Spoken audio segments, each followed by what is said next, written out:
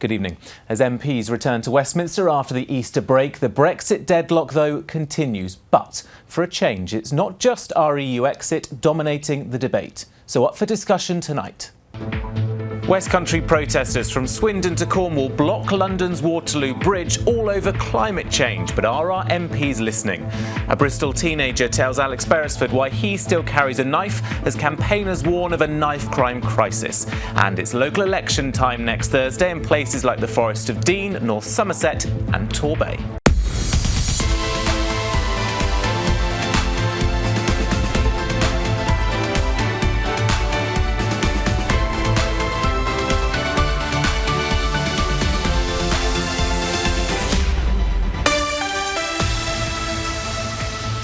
Joining me for tonight's West Country debate, we have the Labour MP for Stroud, David Drew. Alongside him, Liberal Democrat spokesperson for Health, Baroness Judith Jolly, who's from Cornwall, and the Conservative MP for Gloucester, Richard Graham. Good evening to you all. Thank you for coming in.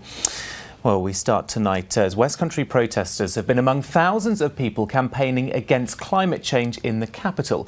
More than 1,000 people have been arrested during the protests, which have lasted for more than a week. And one of those was Steve Jarvis from Barnstaple, who told me why he was prepared to go to jail to make sure politicians are listening.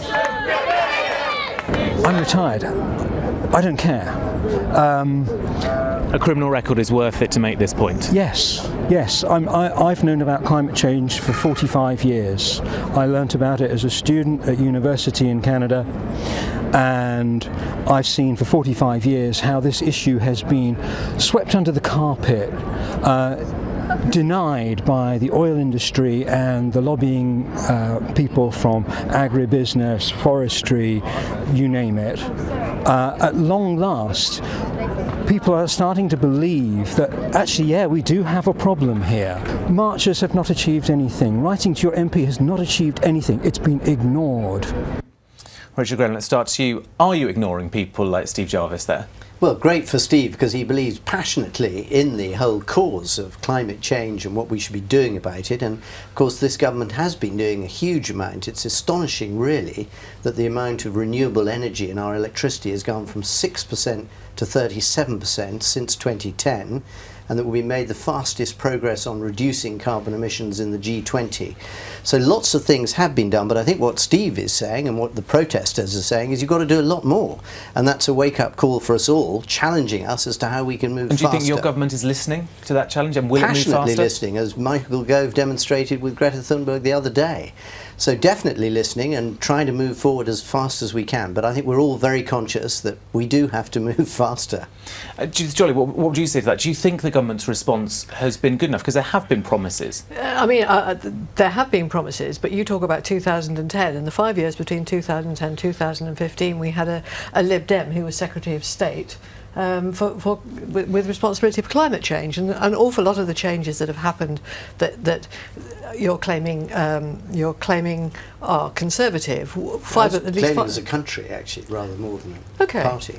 Right, fine, but we actually kicked those off. And so would you like to see more? Now, would you like? Obviously, you're very proud, by the sounds of things, of the legacy of a Lib Dem climate change and energy secretary. Do you feel that's stalling now, or do you feel the Conservatives have continued to pick up the baton? Well, certainly, offshore wind has stopped. So has solar power, and I think that's a shame. So more investment is what you'd like to see in that? In renewables, yeah. David, you're one of Darren Jones, one at Bristol North West Labour MP. You signed his letter, I think, to call for a full day of debating. Do you feel that House of Commons isn't giving this the attention it needs? No, it's not. And I'm quite proud of the way in which Stroud has led the protests. I mean, I've got an awful lot of friends who've been in London for 3 weeks. I'm glad they're coming back home at long last. But the fact is, we don't take climate change seriously enough, whatever any government has done. And I was proud of the fact we had the Climate Change Act. But it's all too little, too late. We need to just wake up that this is the issue of time. Brexit is irrelevant compared to this. Yeah. This is our planet. This is the lives of our children, and more particularly our grandchildren. And we haven't woken up to the implications. If we even get to 1.5 degrees centigrade, it will be catastrophic. I'm moved because Polly Higgins, we've heard about Greta Thunberg, but also Polly Higgins, who came up with the idea of ecocide, passed away sadly earlier this week. She did so much to just raise the issue of how important it is we get serious about this now, and we don't fetter our future generations by not doing the basic things, by stopping us relying on carbon. And the issue certainly has come out in the House of Commons a number of times this week, and someone raised it, one of our Taunton Dean MP, Rebecca Powell, raised it at Prime Minister's Questions. Let's have a listen. Passions are running high, including my own, about the devastating effects of climate change. And whilst I believe this government has made great strides decarbonising faster than any country in the G20, we must do more faster and sooner for a sustainable future. So would my right honourable friend ask the Prime Minister to join me in supporting a cross-party call for net zero emissions ahead of 2050? Now, Richard Graham, the target at the moment from the government is to be 80%, reduced by 80% carbon emissions, although it seems to be open-minded, if possible, to get them down to net zero by 2050. Are you joining Rebecca Powell's call? So there's a really good report that came out yesterday. Adair Turner was the guy who fronted it up, and what he focuses on is that getting to net zero carbon emissions by 2025, which I think is the Extinction Rebellion's call, is not realistic. But at the same time, we can move faster than the current goals. And what he outlines are the sectors where we're most likely to make the best progress. So things like battery technology on cars, buses, trucks, hydrogen eventually, all those sorts of things will bring down carbon emissions. There's a lot more to go, particularly in terms of aviation. Should we be using biofuel in terms of how aeroplanes get from place to place? That would make a huge difference. And also, I think, on a grassroots level, what can we all do as individuals that are going to make a real difference? I think we as politicians have got to set an example. I try and use my bicycle everywhere in Gloucester and in London when I'm here. And I think these sorts of micro decisions by everybody will help.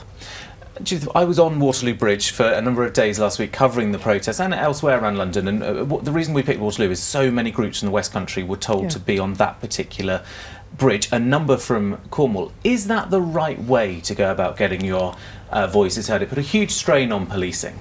It did put a strain on policing. It lasted 3 days, and I think it has really risen up the agenda.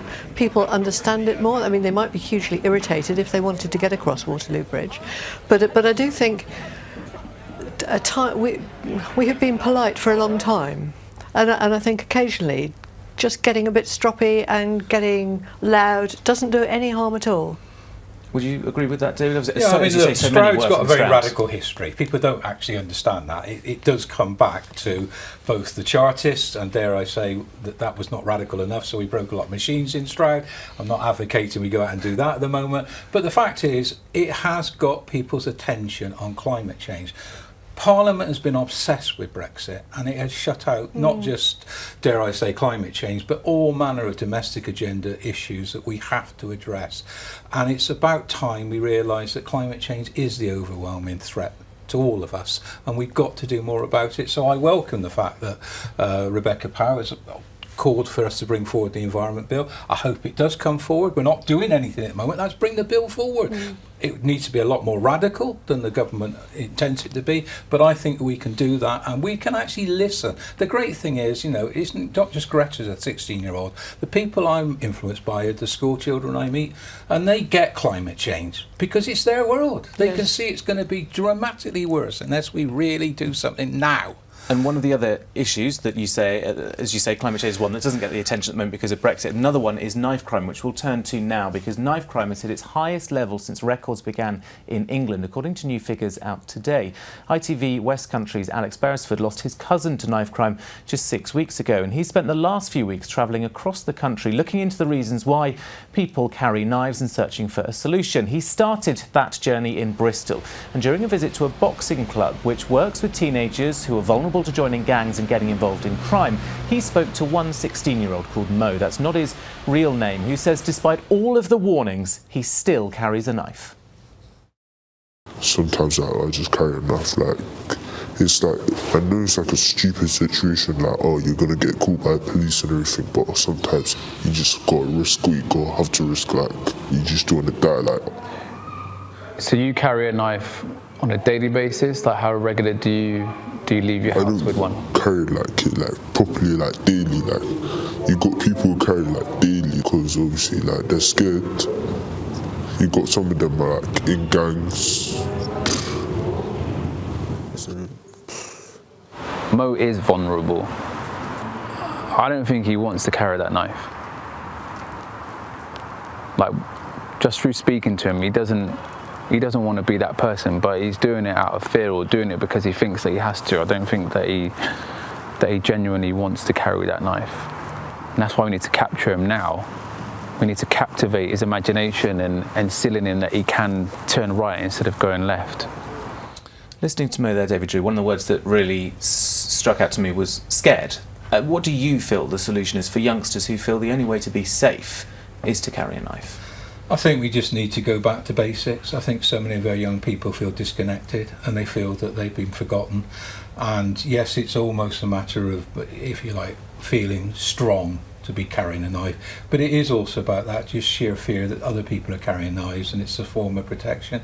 We've got to get back to investing in our youth centres, we've got to get back to investing in those young people, and that's the only way we'll stop this really dangerous time. I mean, business questions today, many of the questions we're asking of the Home Secretary, what are you going to do? It's no good passing legislation, we have to do something to rebuild our faith in young people so they've got faith in us. Richard Graham, according to figures from the Home Office, between 2010 and 2018, knife crime in and around Gloucester went up quite dramatically by up to 65%. Why Gloucester, and has David got the solution? So the figures that you're quoting, I mean, they start from a very low base. So if you've got very few knife incidents, you only need a few more, and suddenly the percentage figure jumps up. But there has been an increase, and the vast majority of the violent knife crimes that we've had have all been connected to drugs. And that's really the missing bit of the equation. What's happened over the last decade in particular is you've got these drug gangs moving in from London, the so-called county lines. They're in Gloucestershire, in Cheltenham, Gloucester. They probably reached David's Stroud. They've always been in Stroud, sadly. And what's happening as a result of that is that you've got gang warfare, you've got wars between dealers and distributors, and they turn violent, and quite often people are not giving the evidence that's needed to the police as well. It's absolutely tragic, but it's not a case of random people lurking in the bushes with knives ready to prey on unsuspecting dog walkers or something like that. So it's the connection between gangs, drugs and knives that is the real key to unlocking this problem. Knife crime has also gone up in Devon and Cornwall, although nowhere near the dramatic percentage, although Rich has a point that if it's a low ebb, it doesn't take much to go up. No, I mean, certainly I think in the last couple of weeks we've had an incident in Cornwall, which really, it's the first time that I've been aware of it on a very, very local radar. I guess perhaps in Plymouth or Exeter, big cities, big conurbations, and drugs are an issue, and mental health is an issue with these young people. A lot of them don't work, and so if they get involved in drugs, then mental health can deteriorate as a result. The NHS at the moment doesn't have enough mental health practitioners, and so you just get into this spiral downwards. Actually, can I just come in on the work thing, because I don't think, certainly in Gloucester, it's not really about work. The employment rate has never been higher, and the number of young people, for example, in apprenticeships is amazing, a huge leap forward. But what is true is that the gangs, when they come in, are targeting young people who are at school, acting as the mules and the dealers and the transporters. And that's where young people who are vulnerable to the opportunity to have lots of spare cash in the pocket are getting seduced into a way of life that could lead into a real disaster for them. And this is along the lines of the county lines thing that you were talking about, which you say started in London, ran out to the home counties and is now going much further. Well, a little earlier we spoke to the policing minister about reasons why we may be seeing a rise in violent crime. It's a very complex picture. I think it's a factor, taking 20,000 police officers off the streets in 9 years. I've always said it is a factor that we have to consider, and I'm very, very clear in my mind that as we look at the strategy, what people are interested in now is how do we end this? I am very clear that one of the pillars of that is tough law enforcement, so that people tempted into a life of crime or drug dealing, violence, fear the law.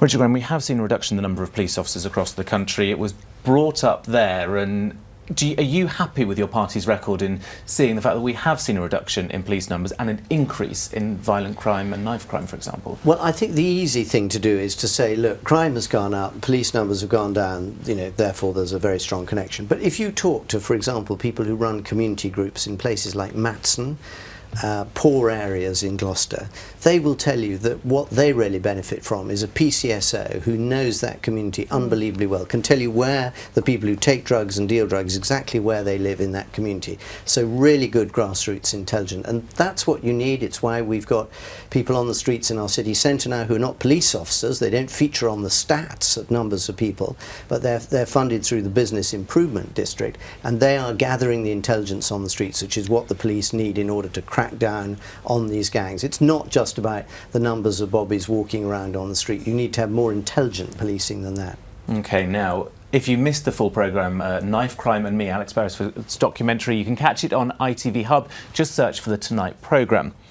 Now, normally this time of year, the full focus of political parties would be on local elections, but with the Brexit deadlock ongoing in Parliament and countless moves in some Conservative corners to try and remove Theresa May, they're not getting the usual focus nationally. But only a few parts of the West Country, including, say, Bristol and Cornwall, aren't having local elections. Judith Jolly, let's come to you first. The West Country is seen, the Liberal Democrats constantly tell me, your leader, our heartland is in the West Country. The last few elections haven't been fantastic for the party. Do you think things will change? We've done well in the last few local elections. Locally, Lib Dems are recognised as being good councillors.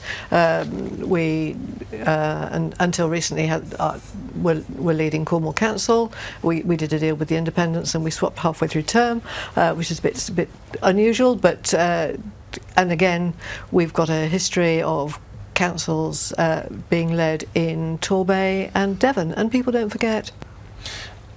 Do you think that Brexit is distracting people and maybe local messages? Because this is, depending on where you council, this is about who fills in potholes in some places and stuff like that, not about national and international pictures. But is that overshadowing people locally, do you think? I think people are heartily fed up with Brexit.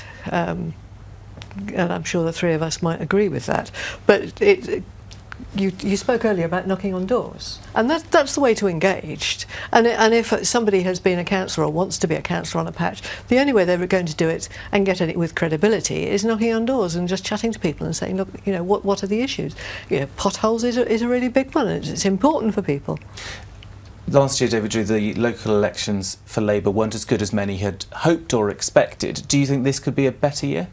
Well, I hope so. I mean, one of the real problems, I follow on from what Judith says, is that it's difficult to get candidates now because candidates become councillors who then become local administrators. Yes. Local authorities have lost their power base, and it is terribly frustrating for people where the first thing they're asked to do is to make cuts. We've got to get away from austerity. Austerity has destroyed local government. We have to rebuild local government from the bottom up. I mean, the fact is we're not very good in Whitehall. We're totally over-centralised as a country. We've got to restore faith in local authorities, and then we'll get more candidates, better candidates, and they will feel confident that they are doing the right job rather than just making cuts. Is David making a good point there, Richard, or not? No, actually on this one, I mean, there are always some things I agree with David on, but on this one I really completely disagree, because the crucial thing now is that there are massive opportunities for councillors who want to make a difference by bidding for funds which are there to really transform communities. So, for example, in Gloucester, where they are, Richard. So, for example, there in Gloucester, must be some magic box somewhere. Well, let him finish. And then for example, in Gloucester, we've had really good bonds, social impact bonds, which are making a difference to the numbers of rough sleepers and homeless on the streets. There's a High Streets fund bid which is out there for every small city and big town to bid for right at the moment. There was a cultural development fund. So there are opportunities for councillors to make a real difference to their communities, whether it's the regeneration of their high streets, tackling difficult problems like homelessness, or improving the heritage and culture that's available for people to come and see, whether residents or visitors. So it's a great opportunity, and actually we can attract some really good councillors, as we've done in Gloucester. Yeah, I mean, I think the thing with Cornwall is Gloucester is a city. Cornwall is a county of small towns and small country towns and seasides. And you might think that seaside towns are really happy and buzzy places, but there's a huge amount of poverty. I've just been reading an article about council estates on Falmouth and in Falmouth, and I can remember 15, 20 years ago it was exactly the same council estates that were the problems. Richard, your party, a lot of arguments going on about the leadership of the Prime Minister at the moment, and various different reports that she's going to be various different causes are trying to remove her. Are you expecting this to be a pretty bad night next Thursday for your party? Next Thursday, in the local elections, as we start to get those results in. That I hadn't heard of. Local elections, well, of course, it depends a bit where the elections are. So we haven't got any in Gloucester, and none of us have. So I don't know exactly how it's going to go in other places. But we had very, very strong results at this same period 4 years ago. So I think the expectations and the expectations management will be downward. Not least because you've got all the incredibly frustrated different reactions to how the government's managing or not managing to deliver on Brexit to cope with. Well, it's funny you mentioned Brexit there, because it is certainly feeling more of a marathon than a sprint, the whole Brexit process. And for some MPs, including the Bristol West Labour MP Thangham Debonair, perhaps that has been good training ahead of this weekend's London Marathon. She finished treatment for cancer 3 years ago and has taken up running since then. She'll be raising money in the marathon for a drugs charity in Bristol. As I was walking along this morning, I was thinking, okay, what do I say to people when they say, why are you doing this? And I've got to be honest, yes, it's for the good cause, but it's because it's so much better than cancer. Running has become my sort of way of running away from, sort of beyond cancer, not running away from it, running beyond it. And it's inspired me, it's kept me going. David Drew, are you inspired to pick up your trainers by your... I have done the Stroud Half Marathon on 4 occasions, but I'm now 67. I cycle like Richard. I mean, the old knees do suffer a little bit, and that's the one thing. I welcome Thangham. All I would say to her, look after your knees, because that's what will get you in later life. Look, it's great. I mean, Thangham's a wonderful person, and someone who's made that sort of recovery from cancer, to put something back in is something... I'll have to sponsor her, mind you, but you know, I mean, the fact is, she's your whip as well, isn't she? She's my whip, and I think I better keep on her right side. So, but you know, it's great when people say it's a bit of a gimmick and so on. Actually, doing these things and the charitable aspect of it is really important, because you not just raise money, but you raise the profile of so many of these wonderful charities, and it's great that we got people running different marathons for that purpose. You're not tempted, very briefly, Judith? Well, I think probably, you know, I'm the same. We're the same sort of age, so I think it might be the wrong time of life to start marathons. But I walk miles and miles and miles quite happily. Yeah. And very briefly, Richard, in a word, yes or no, attempted to run a marathon? 2.5 kilometres Kingsway Run, yes. Marathon, sorry. I think I'll probably copy all of you and leave the longer distance to Thangham. Thank you all very much for coming in. That is just about all we have time for. So my thanks to David Drew, to Judith Jolly and to Richard Graham. We are back next month. For now, though, good night.